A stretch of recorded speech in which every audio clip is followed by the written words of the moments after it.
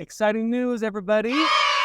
Aston Martin has now recently, breaking news, Aston Martin has now recently said that they're going to revamp their V12, which is very exciting. Woo! This is very exciting because a lot of people have been going to smaller displacement engines with turbos. And I get it. The efficiency is there. They're probably cheaper to make, I would say, than the big fat V12. Easier to manage that way. So whenever I hear something like this, where somebody's actually developing a new V12, it gets me really excited. Like 10 years ago, 15 years ago, there was all this talk of, oh, this is going to be, this is going to be Lamborghini's last V12. Then they're going to V8s and turbos. And this is going to be blah, blah, blah's last V12 because they're going to this and going to that. And thankfully, a few of them stuck around, but also companies like Ferrari, Ferrari turned over and they did a lot of smaller displacement turbos. And that's fine. Just kind of the way that it is. But like Lamborghini still has a V12 in their car that starts with an R that I can't really pronounce. Reventon or something. I can't pronounce it. I feel dumb for trying. But the Lamborghini car with an R on it, that one has a V12. That's their big flagship one.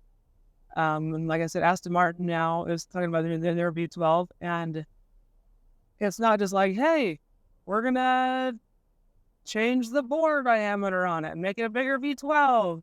No.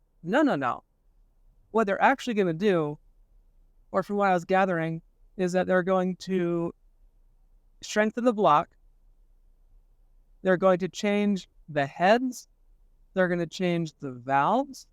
They're going to change the fuel injectors.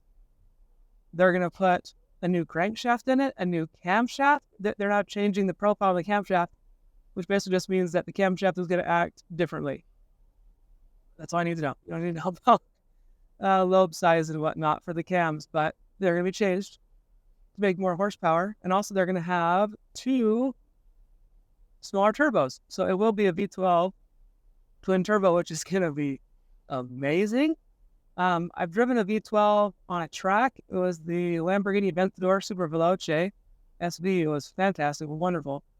But I have not driven a V12 turbo, let alone a V12 twin turbo. So that's going to be a blast. Something that they're also made sense that they did was that they're going with 2 smaller turbos for their twins instead of one big fat turbo, because it's easier to spool up 2 smaller turbos than it is to spool up the big wheel on one big fat turbo. And I'm sure if you guys have seen any sort of like different YouTube videos about like big turbo Supra, whatever. There's that video floating around out there where he gets on an on-ramp, floors it, waits for 5 seconds while that big friggin' turbo spools up, and then you have all the power you want. Except for you're on a public road. So you get all the power you want, and then you slow down. But I'm excited.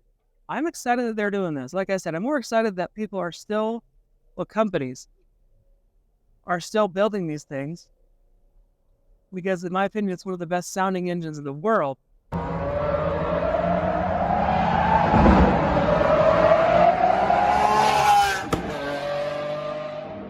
It's cool.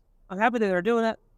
Happy that they're kind of keeping the older style. And they did say that it's going to go into a front engine location. So front engine for a supercar, basically just think of any other engine type that that's going to go right there in the front. It's not going to go behind the driver or way back in the back if you're a Porsche sitting on the rear axle. It's going to be in the front where most of the normal engines are.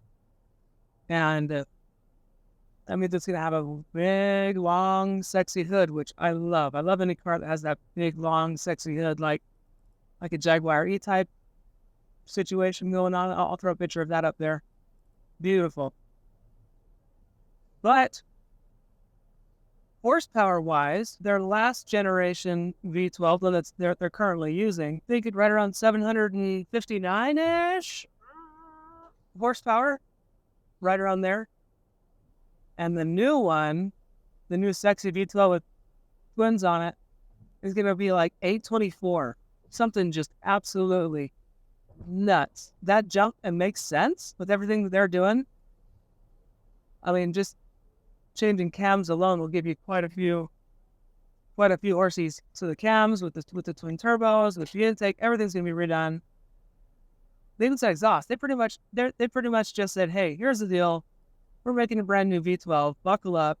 We're gonna put it in the Vanquish. I think their actual press release that they said was all others will be vanquished or some such thing like that. But it's gonna rip, and I am so happy that they are keeping V12 alive. I know I've said that multiple times, but just keep it going.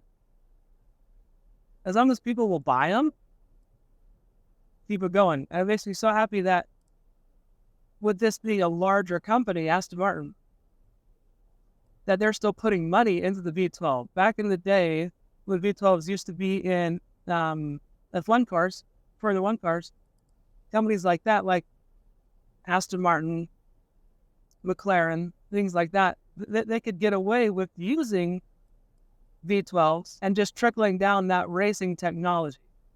Basically, they're saying, hey, this is getting into a race car. How can we then trickle that down to the every person, the everyday driver? I guess not every day, but it's a supercar. You know what I mean? How can we have that trickle down? And how can we use that? And that's going to help. I'm not sure where they're getting all this money for R&D because, like I said, F1 is not using V12. I don't know how they could do it then. I'm not sure how they could allocate that much money to redo a whole engine from top to bottom. I mean, I guess maybe they could carry over some of their turbo technology from the F1 cars. That might work, but I don't know. Either way, Aston Martin, great job. I'm stoked. Can't wait to see it. Best of luck.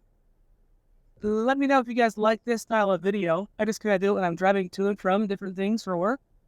And I just like talking about cars. This is perfect for me. But I just want to know if you guys like this style more, like more like a studio style more. What do you think? With this channel being so new, it's less than 2 months old. It's just a little baby. I don't know what you guys think. Is this style the best? You want a fancy studio style?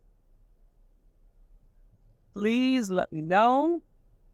So I want to keep doing this, and I want to know what you guys like. Let me know if you like V12s, if you hate V12s, if you think that Aston Martin is doing a terrible thing putting money into this V12 program, if they should go with turbos. How do you feel about the whole thing? Do you hate the sound of a V12? What is it? What is it about it that you do not enjoy? And please hit that subscribe button. Like I said, this is a brand new channel. I want to keep doing this. I enjoy talking about cars. Any sort of constructive criticism will be appreciated. Thanks.